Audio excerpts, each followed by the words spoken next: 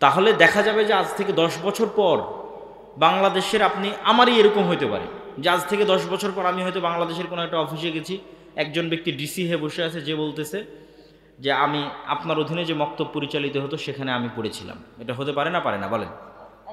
অবশ্যই হতে পারে। এইটা হলো সুদূর প্রসারী প্রভাব,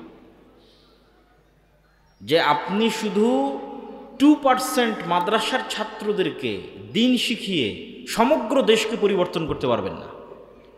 সমগ্র দেশের যেটা মেইন স্ট্রিম সেটা হচ্ছে 98%, তারা হচ্ছে school college, school going students, তাদের নিয়ে কাজ করতে হবে। সেইটার একটা আমাদের প্রজেক্ট হচ্ছে দাওয়া ইলাল্লাহ, এবং আপনাদের প্রতি উদাত্ত আহ্বান থাকবে যে এইটাতে আপনারা সম্পৃক্ত হবেন। যাতায়াত খরচও দেওয়া লাগতেছে না ট্রেনিং নেওয়ার জন্য, আবার যে বইটা সিলেবাসে পড়াবেন না ছাত্রদের ওই বই কিনতে হচ্ছে না আপনাকে কিনতে হচ্ছে, সবই আমরা দিচ্ছি ফ্রি। প্রত্যেক ছাত্রের জন্য যে বইটা লাগবে সে বইটা আমরা ফ্রি দিচ্ছি। আবার আপনার টিচার ট্রেনিং নিবে সেটাও ফ্রি দিচ্ছি। আবার আপনার টিচারকে চেষ্টা করতেছে অন্তত বছরে একবার যেন তাকে হাদিয়ে দিতে পারে, অন্তত বছরে 2 ঈদে যেন তাকে হাদিয়ে দিতে পারে। সংখ্যায় কল্পনা করেছেন 500 মক্তবের শিক্ষককে যদি আমি 2000 করেও হাদিয়ে দিই, 3000 করেও হাদিয়ে দিই, তো অন্তত 15 লক্ষ টাকা লাগবে। তো এইগুলোর ব্যবস্থা তো আর আমরা করছি না, এগুলোর ব্যবস্থা আল্লাহ সুবহানাহু ওয়া তাআলার মাধ্যমে বাংলাদেশেরই মানুষজন করতেছে। বলেন আল্লাহু আকবার। তাহলে আপনি কেন এই উদ্যোগ থেকে পিছিয়ে থাকবেন? কেন আপনার মক্তবকে জামিয়া সালাফিয়ার সাথে আর দাওয়া ইলাল্লাহর সাথে সম্পৃক্ত করবেন না? দ্বিতীয় আর একটা উদ্যোগ আমরা গ্রহণ করেছি, সেটা হচ্ছে ক্ষুদ্র ঋণ, কর্জে হাসানা। এই কর্জে হাসানাটা এমন নয় যে সারা বাংলাদেশ থেকে যার ইচ্ছা সে আবেদন করলো কর্জে হাসানা নিয়ে নিল, এটা না। এই কর্জে হাসানাটা এই যে মসজিদগুলো চলতেছে এই মসজিদগুলোকে শক্তিশালী করা, যে মসজিদগুলোতে আমাদের অধীনে মক্তব পরিচালিত হচ্ছে সেই মসজিদকে পাওয়ারফুল করা, এম্পাওয়ার করা, তথা একমাত্র ওই মসজিদের মাধ্যমে ওই এলাকাতেই কর্জে হাসানা বন্টন হবে, তথা ওই এলাকার মানুষ এইটা জানবে যে এলাকায় মক্তবটা চলতেছে, যে এইখানে যেমন এই মসজিদে যেমন একটা দিন শিক্ষার ব্যবস্থা আছে, আবার এই মসজিদ থেকে কর্জে হাসানা হিসেবে অর্থনৈতিক সহযোগিতা পাওয়া যায়। বলেন আল্লাহু আকবার। তাহলে যেই সামাজিক পাওয়ারটা পাশ্চাত্য এনজিওরা তৈরি করেছে, সেই সামাজিক ক্ষমতাটা মসজিদের কাছে চলে আসবে, মসজিদের ইমামের কাছে চলে আসবে। মসজিদের ইমামও নিজে ফিল করবে যে আমি তো তাহলে পাওয়ারফুল, আমি আমার গ্রামের একটা মানুষকে কর্জে হাসানা দিতে পারতেছি। এইটা সমাজে ইম্প্যাক্ট ফেলবে। যে আমাদের প্ল্যান হচ্ছে, আমাদের টার্গেট হচ্ছে যে একটা মসজিদের ইমাম বা একটা মসজিদের সাথে সম্পৃক্ত দায়িত্বশীল ওই এলাকার মেম্বারের চেয়ে সামাজিকভাবে পাওয়ারফুল হবে। বলেন ইনশাআল্লাহ। এটা সম্ভব না অসম্ভব? সম্ভব। এবং এটা কেন হওয়া উচিত সেটার পিছনের লজিকটাও বলি, যে এটা কেন হওয়া উচিত। এটা এই জন্য হওয়া উচিত যে আপনি যখন সমাজকে পরিবর্তন করতে চাইবেন তখন আপনাকে গোড়া থেকে কাজ শুরু করতে হবে, একদম তৃণমূল থেকে কাজ শুরু করতে হবে।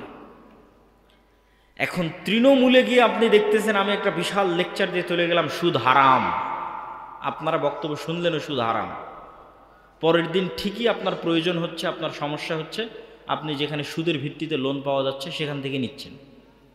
তাহলে আমি তো আপনাকে ওই সার্ভিসটা দিতে পারছি না। যে আপনাকে যে আমি সুদ মুক্ত একটা সহযোগিতা করে আপনারও যে একটা দাঁড়ানোর ব্যবস্থা করে দেবো সেটা তো আমি করছি না। তাহলে আপনি কেন সুদ মুক্ত থাকবেন? অথচ সুদ মানুষকে গোলাম করে, সুদ মানুষকে গোলাম বানায়, সুদের ভিত্তিতে লোন মানুষকে মিথ্যা বলা শিখায়। আর কর্জে হাসানা এমন একটা বিধান যার কথা আল্লাহ সুবহানাহু ওয়া তাআলা বলছে, ওমাই ইয়াকরিদুল্লাহ করদান হাসানা। তোমাদের মধ্যে এমন কে আছে যে আল্লাহকে কর্জে হাসানা দিবে? আমি কর্জে হাসানা দিলাম আপনাকে, কিন্তু আল্লাহ বলছে আমি এই কর্জে হাসানা কাকে দিলাম? আমার সাথে একটু কথা বলেন। আপনি আমার কাছে আসলেন, আমি আপনাকে 50,000 কর্জে হাসানা দিলাম, এটা তো আমি আপনাকে দিলাম। তো আল্লাহ বলতেছে আব্দুল্লাহ তুমি এই কর্জে হাসানা ওই ব্যক্তিকে দেওনি, কর্জে হাসানাটা কাকে দিয়েছো? আল্লাহকে দিয়েছো। আল্লাহু আকবার। এই জন্য ইসলামের সিকিউরিটি সিস্টেম হচ্ছে, ইন্স্যুরেন্স সিস্টেম হচ্ছে সোশ্যাল ইন্স্যুরেন্স। ইসলামের লাইফের ইন্স্যুরেন্সও সোশ্যাল, ফ্যামিলি ইন্স্যুরেন্সও সোশ্যাল, সব কিছুই সোশ্যাল। ইসলামের আলাদা কোনো ইন্স্যুরেন্স নাই যে ব্যাংকে গিয়ে ইন্স্যুরেন্স জমা দিতে হবে, এটা সোশ্যাল ইন্স্যুরেন্স। আপনি মারা গেলে আপনার সোসাইটির দায়িত্ব, এরকম একটা সমাজ গড়ে উঠুক, এটা ইসলাম চায়। মসজিদ ভিত্তিক একটা সমাজ গড়ে উঠুক, যে সমাজ দায়িত্ব নেবে, যেই ব্যক্তিটা মারা গেলে তার ছেলে মেয়ে কীভাবে জীবন চালাবে, এই ব্যক্তিটা মারা গেলে তার স্ত্রী কিভাবে জীবন চালাবে, কিভাবে তাকে সহযোগিতা করা হবে, এটার দায়িত্ব নেবে সোসাইটি। এটা সোশ্যাল ইন্স্যুরেন্স। যখন এটার বাইরে আমরা বের হয়ে গেছি, তখন সব কিছু সম্পৃক্ত হয়ে গেছে সুদের সাথে। এবং আজকের ইউরোপ এবং আমেরিকায় সুদের যে ইকোসিস্টেম তৈরি হয়েছে, ইকোসিস্টেম থেকে আপনি বের হতে পারবেন না। আপনাকে বলা হচ্ছে আপনি ক্রেডিট কার্ড ব্যবহার করেন। ক্রেডিট কার্ড ব্যবহারের সিস্টেমটা কি? ধরেন 1 টাকাও নাই ক্রেডিট কার্ডে, মানে আপনি 1 টাকাও রাখেননি ক্রেডিট কার্ডে, তারপরও ব্যাংক আপনাকে বলতেছে আপনি 10,000 টাকা খরচ করতে পারবেন এই কার্ড ব্যবহার করে। আপনি 1 মাস পর ধীরে ধীরে পরিশোধ করিয়েন, বা আপনার বেতন থেকে আমরা কেটে নেব, কিন্তু সুদের সাথে কেটে নেবে। তাহলে একবার 10,000 টাকা খরচ করলেন, খরচ করার পর আপনার বেতন থেকে কেটে পরিশোধ হয়ে গেল। পরের বার ব্যাংক আপনাকে বলবে, আপনার যদি কোনো ব্যালেন্স নাও থাকে আপনার ব্যালেন্স বাড়িয়ে দিবে, বলবে এখন আপনি 50,000 টাকা খরচ করতে পারেন ক্রেডিট কার্ড। 50,000 টাকা আপনি একবার পরিশোধ করে দিলেন, এবার ব্যাংক বলবে এবার আপনি 1 লাখ টাকার ক্রেডিট কার্ড খরচ করতে পারেন। তাহলে 5 বছর থেকে আপনি ক্রেডিট কার্ড ব্যবহার করতেছেন, মানে সুদের ভিত্তিতে লোন নিচ্ছেন, আবার সুদের ভিত্তিতে পরিশোধ করতেছেন। এখন আমেরিকা এবং ইউরোপে যখন আপনি একটা বাসা ভাড়া নিতে যাবেন, ভাই আমাকে একটা বাসা ভাড়া দাও, বলবে দেখি তোমার ক্রেডিট কার্ড। তো ক্রেডিট কার্ডে 5 বছরের লেনদেন ঠিক আছে, উইদাউট সিকিউরিটি আপনাকে বাসা দিয়ে দেবে, মানে সিকিউরিটি মানি ছাড়া বাসা দিয়ে দেবে। আর বলবেন না আমি তো সুদের লেনদেন করি না, আমি তো ক্রেডিট কার্ড রাখি না, বলে সিকিউরিটি মানি দাও। 1 দিন 1 সেকেন্ড 1 ধাপ সুদ ছাড়া ফেলতে পারবেন না। এইরকম একটা পৃথিবীতে ইকোসিস্টেম তৈরি করা হয়েছে, যেটা আমাদের দেশেও আসতেছে। এই ইকোসিস্টেমের বিরুদ্ধে আপনাকে লড়াই করতে হবে, কিন্তু আমরা লড়াইটা বানিয়ে নিয়েছি কম্প্রোমাইজিং সিস্টেম। এই কারণে লড়াইটা প্রকৃত লড়াই হয়নি। এই জন্য সুদমুক্ত কর্জা হাসানা পরিচালনা করা চ্যালেঞ্জ, কিন্তু এটাই লড়াই সুদের বিরুদ্ধে। আমরা এই দ্বিতীয় অর্থনৈতিক লড়াইটা শুরু করেছি। আর বলছিলাম কেন মসজিদকে পাওয়ারফুল করতে হবে। গত 16 বছর বাংলাদেশের গ্রাম পর্যন্ত যে পলিটিসাইজ হয়েছে, তথা রাজনীতিকরণ হয়েছে গ্রাম পর্যন্ত গত 16 বছর, এখন সেই জায়গায় শূন্যতা বিরাজ করছে। হ্যাঁ, আমাদের গোলামির স্বভাবের কারণে আমরা আগে এক দলকে জুলুম করার সুযোগ দিতাম, এখন আর এক দলকে জুলুম করার সুযোগ দিচ্ছি, এবং চোখের সামনে দেখতেছি। আমাদেরই আশেপাশের এক জায়গায় একজন ব্যক্তি ব্যবসায়ী বিশাল পুকুর খনন করে নতুন করে মাছ আবাদ করবে। তো একটা নির্দিষ্ট রাজনৈতিক দলের নেতারা চাঁদা নেওয়ার জন্য পুকুরের কাজ বন্ধ রেখে দিয়েছে, যে এত টাকা চাঁদা দেন, দিয়ে তারপরে পুকুরের কাজ করেন। কেউ কথা বলার নাই, কেউ বাধা দেওয়ার নাই। তাহলে আমরা নিজেরা মাজলুম হওয়ার রাস্তা, যেমন গত 16 বছর এক দলের হাতে মাজলুম হতাম, আবার আর কারো কাছে যেন মাজলুম হওয়া যায় সেটার রাস্তা আমরা মেনে নিচ্ছি। এটা হচ্ছে গোলামের স্বভাব।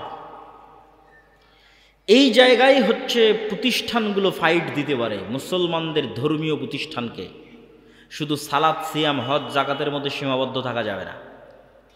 মসজিদ মাদ্রাসাকে শুধু কোরআন পড়াবে আর শুধু মক্তব পড়াবে, এর মধ্যে সীমাবদ্ধ থাকা যাবে না। তার গ্রামে অন্তত যেই পাড়ায় মসজিদটা আছে, সেই পাড়ায় ওই মসজিদের দায়িত্বশীলকে, ইমামকে এতটুকু সামাজিক ক্ষমতা অর্জন করতে হবে যে ওই পাড়ায় যদি কারো উপর জুলম হয়, অন্তত বলতে পারবে যে এটা জুলুম হচ্ছে, করিও না। অন্তত গিয়ে বলতে পারবে এটা অন্যায়, এটা করিও না। এই কাজ যতক্ষণ করবেন না, ততক্ষণ আল্লাহ আপনাদেরকে শাসন ক্ষমতা দিবে না। ন্যায় প্রতিষ্ঠার আন্দোলনের মাধ্যমে লিডার তৈরি হয়। আর আমাদের আলেম ওলামা এবং আমরা যেভাবে মসজিদ মাদ্রাসা চালাই, এটা সম্পূর্ণ গোলামির সিস্টেম। এখানে গোলাম তৈরি হয়, যে দেশে কি হচ্ছে, গ্রামে কি হচ্ছে, সমাজে কি হচ্ছে আমি কিচ্ছু জানি না, খালি নামাজটা কোনো মতে পড়লেই হলো। কিন্তু আপনার চোখের সামনে আরেকজনের উপর জুলম হচ্ছে, আপনি বাধা দিবেন না, ন্যায় প্রতিষ্ঠার জন্য চেষ্টা করবেন না, আপনি নেতা হবেন কিভাবে?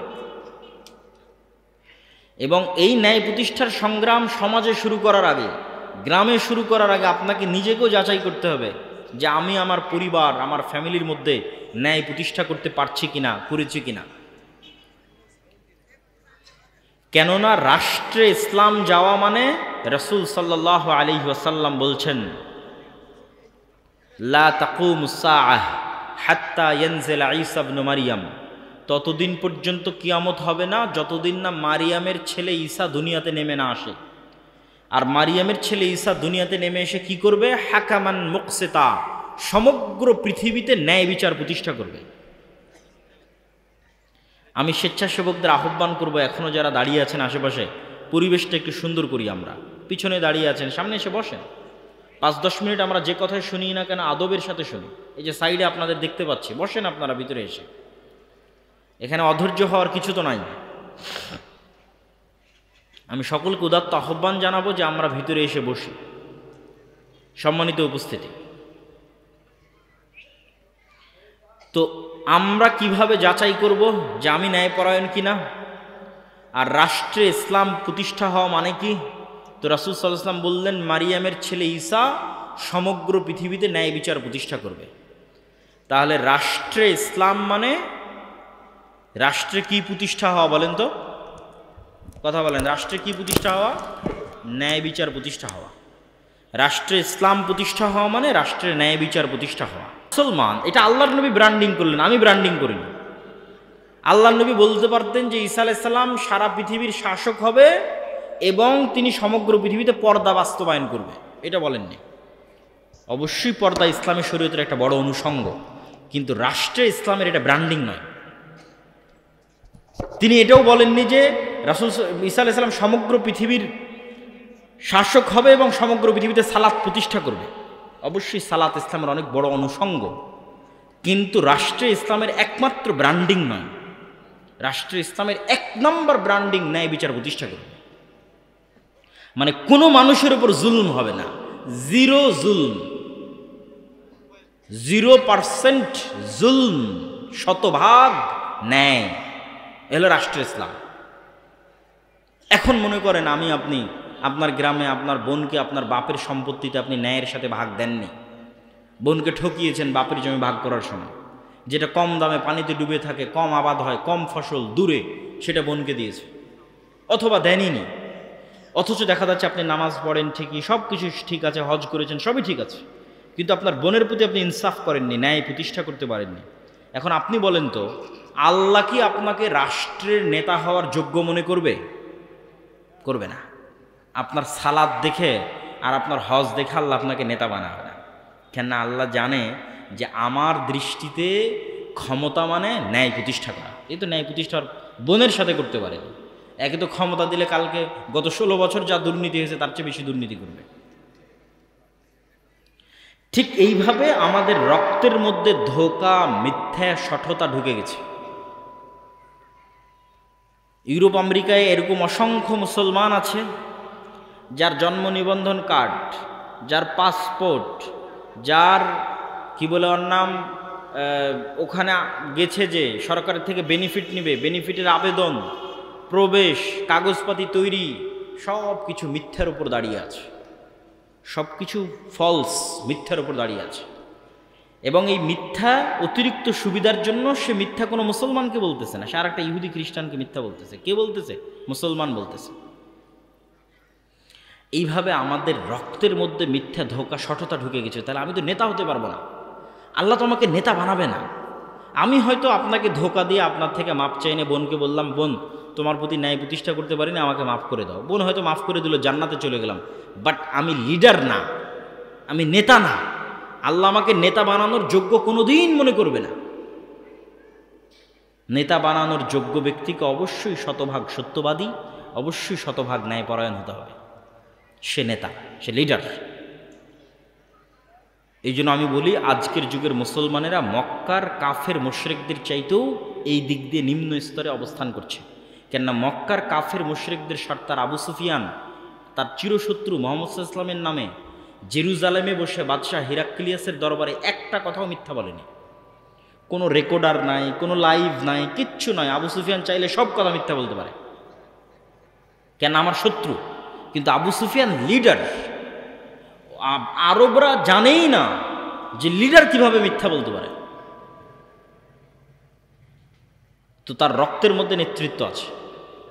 আবু সুফিয়ানের ছেলে মুআবিয়া, আবু সুফিয়ানেরই পরবর্তী বংশধর হচ্ছে উমাইয়া খেলাফতের শাসনামল, মুআবিয়া রাদিয়াল্লাহু তাআলা আনহু। মানে রক্তের মধ্যে নেতৃত্বের গুণ আছে। সত্য না বললে, ন্যায় পরায়ণ না হলে নেতা হওয়া যায় না। এই জন্য সকল নবী রাসূলকে আল্লাহ সুবহানাহু ওয়া তাআলা এই গুণের উপর জন্ম দিয়েছে। তা আমাদের এই গুণটা নষ্ট হয়ে গেছে কেন? আমরা দীর্ঘদিন ব্রিটিশদের গোলামি করার কারণে আমাদের এই গুণটা নষ্ট হয়ে গেছে। ঠিক যেমন বানু ইসরাইলেরা ফেরাউনের গোলামি করেছিল, তখন বানু ইসরাইলেরাও ধোঁকাবাজ, মিথ্যুক, প্রতারক, সংকীর্ণ মনা হয়ে গেছিল। যেই বানু ইসরাইলেরা চোখের সামনে দেখছে ফেরাউন ডুবে গেছে, সেই বানু ইসরাইলেরাই মুসা আলাইহিস সালামকে বলতেছে যতক্ষণ তোমার আল্লাহকে দেখবো না ততক্ষণ ঈমান আনবো না। যেই বানু ইসরাইলেরা চোখের সামনে দেখছে সমুদ্রের মধ্যে তাদের জন্য 12টা রাস্তা তৈরি হলো, পাথর ফেটে 12টা ঝর্ণা তৈরি হলো, আসমান থেকে মান্না এবং সালোয়া খাবার আসলো, সেই বানু ইসরাইলেরাই বলতেছে মুসা তুমি আর তোমার আল্লাহ গিয়ে যুদ্ধ করো, আমরা যুদ্ধ করতে পারবো না। তো এই যে 12টা রাস্তা তৈরি হলো, ঝর্ণা ফেটে 12টা, পাথর ফেটে 12টা ঝর্ণা তৈরি হলো, এরা সব নবীর সন্তান। ইউসুফ আলাইহিস সালামের 12 ভাইয়ের পরবর্তী বংশধরের জন্য এই সম্মান। তো এরা কিভাবে এরকম প্রতারক হয়ে গেল, এরকম সংকীর্ণ মনা হয়ে গেল? ফেরাউনের অধীনে এরা 300 বছর গোলাম ছিল। মনে করেন আমার অধীনে 2টা গোলাম আছে, আমি একটা রুটি ওদের মধ্যে নিক্ষেপ করে দিলাম, তখন ওরা 3 দিন থেকে ক্ষুধার্ত আছে, ওই রুটিটা নিয়ে কাড়াকাড়ি লেগে গেল। এই যে রুটিটা নিয়ে কাড়াকাড়ি লেগে গেল, এটা হলো গোলামের নেচার। এখন এই রুটিটা পাওয়ার জন্য মিথ্যা বলবে, এই রুটিটা পাওয়ার জন্য ওকে মারবে, এই রুটিটা পাওয়ার জন্য ওকে ধোঁকা দিবে, সব কিছু করবে। ব্রিটিশরা আমাদের এভাবে ট্রেন আপ করেছে যে তোরা একটা টাকার জন্য মারামারি করবি, ক্ষমতার জন্য মারামারি করবি, মিথ্যা বলবি, আর একজনকে নিচে নামাবি, আর একজনকে টেনে নিচে নামাবি, তার জন্য হিংসা করবি, বিদ্বেষ করবি। জাস্ট এইভাবে আমাদেরকে ট্রেন আপ করেছে 300 বছর গোলাম অবস্থায়। তখন আমরাও হয়ে গেছি বানু ইসরায়েলের মতো, আমরাও আর মিথ্যা, ধোঁকা, দুর্নীতি ছাড়া কিছু বুঝি না। কিন্তু ইসলামের সবই আছে, কিন্তু ইসলামের আসল জিনিসই নাই। এই জন্য আমরা নামাজি হলেও, হাজি হলেও, আমরা হয়তো ক্ষমা মাপ চেয়ে জান্নাতেও যেতে পারবো, কিন্তু আমরা গোলাম থেকে মুক্ত হতে পারবো না, দাস, কৃত দাস। এই জন্য ফিলিস্তিনে 50,000 মুসলমানকে হত্যা করা হয়েছে গত 1.5 বছরে। ইসরায়েল হত্যা করেছে, ঠিক যেভাবে ফেরাউন বানু ইসরায়েলকে জবাই করতো। ইউযাববিহুনা আবনাকুম ওয়া ইস্তাহিয়ুনা নিসাআকুম, তাদের পুরুষ সন্তানদের জবাই করতো, মেয়ে সন্তানদের বাঁচিয়ে রাখতো। আমাদের অবস্থা ওই জায়গায় পৌঁছে গেছে, কেননা আমাদের নেতৃত্বের গুণাবলী আমরা হারিয়ে ফেলেছি। এই জন্য সুদের বিরুদ্ধে যুদ্ধ লাগবে, এই জন্য শিক্ষা লাগবে। কেননা সুদ মানুষকে মিথ্যা বলা শিখায়। এটা আমি বলছি না, রাসূল সাল্লাল্লাহু আলাইহি ওয়াসাল্লাম বলেছে। রাসূলুল্লাহ সাল্লাল্লাহু আলাইহি ওয়াসাল্লাম প্রত্যেকটা দোয়ায় বলতেন আল্লাহুম্মা ইন্নী আউযুবিকা মিনাল মা'সামি ওয়াল মাগরাম, আল্লাহ আমি কর্জ থেকে বাঁচতে চাই, গুনাহ থেকে বাঁচতে চাই। তো কর্জ থেকে বাঁচতে চাই, কিভাবে কর্জ থেকে বাঁচতে চাই? আল্লাহর নবী আপনি কেন এত কর্জ থেকে বাঁচতে চান? তো রাসূল সাল্লাল্লাহু আলাইহি ওয়াসাল্লাম বলছে মানুষ যদি আজ কর্জ নেওয়া শুরু করে, কাল মিথ্যা বলা শুরু করবে। তাহলে কর্জ মিথ্যার প্র্যাকটিস দেয়, সুদ ভিত্তিক লোন মিথ্যার প্র্যাকটিস দেয়। তাহলে আজকে আমি মিথ্যা বলছি মানে আমি তো কালকে নেতা হতে পারবো না। আমার ছেলে মিথ্যা বলছে মানে কিস্তির লোক আসছে, বলে দাও তোমার আব্বা বাড়িতে নাই, বা আব্বা অসুস্থ, বা আব্বা শ্বশুর বাড়ি গেছে, তাহলে আমার ছেলেকেও মিথ্যা বলা শেখাচ্ছে। আমার বউকেও ওই কিস্তির টাকা থেকে বাঁচানোর জন্য মিথ্যা বলা শেখাচ্ছে। তাহলে মিথ্যার কালচার শুরু হয়ে গেছে, মানে আমি অন্তত লিডার হতে পারবো না, অন্তত নেতা হতে পারবো না। এই নেচারগুলো হচ্ছে গোলামের নেচার। এবং এটা আমি রিয়েলাইজ করেছি যখন ইউরোপে দেখেছি আমাদের আফ্রিকান মুসলিম ভাইয়েরা, তারা আমাদের চাইতে দুর্নীতিতে, ছিনতাইয়ে, চুরিতে, ধোকাতে আমাদের চেয়ে নিম্ন স্তরে, মানে আমাদের চেয়ে খারাপ অবস্থায়। তো এতই পার্থক্য কেন? তো ফ্রান্স, ইতালি, স্পেন আমাদের উপর ইংল্যান্ড যা জুলুম করেছে, ফ্রান্স, ইতালি, স্পেন আফ্রিকান মুসলমানদের উপর তার চেয়ে 3 গুণ জুলুম করেছে। তাহলে ওদেরকে এমন গোলাম বানিয়েছে যে ওদের রক্ত এমনভাবে নষ্ট হয়ে গেছে, মিথ্যা রক্তের সাথে, ধোঁকা, দুর্নীতি রক্তের সাথে মিশে গেছে। তা আমিও যখন মুসলমানদের স্বভাব দেখি তখন আমি আশ্চর্য হই। এই গত নির্বাচনের সময় রূপগঞ্জে দেখা যায় প্রত্যেকটা মানুষ সব প্রার্থীকে বলছে আপনাকে ভোট দিব, যে তার কাছে টাকা নিয়েছে। মানে প্রত্যেকটা মানুষ মিথ্যা বলতেছে এবং সে মুসলমান দাবি করতেছে। সম্মানিত উপস্থিতি, তাহলে আপনি যদি বলেন আমি রাষ্ট্রে ইসলাম দেখতে চাই, গোড়ায় সংশোধন করতে হবে। রাষ্ট্রে ইসলাম দেখতে চান তো ইসলাম রাষ্ট্রে গেলে তো ন্যায় বিচার লাগবে, তো ন্যায় বিচার প্রতিষ্ঠা করতে পারবে এরকম লোক কই? আপনি বলেন দেশে আলেম ওলামা, মসজিদ মাদ্রাসা, ইসলামী দলের আমির সংগঠন। আপনি সব জায়গায় যান, মসজিদে যান, মাদ্রাসায় যান, ইসলামী দলের আমির ওমরা সবার কাছে যান, গিয়ে দেখবেন যে সালাত সিয়াম হজ জাকাত সবই ঠিক আছে, কিন্তু মসজিদও ন্যায় নাই, মাদ্রাসাতেও ন্যায় নাই, ইসলামী দল ইসলামী সংগঠনও ন্যায় নাই।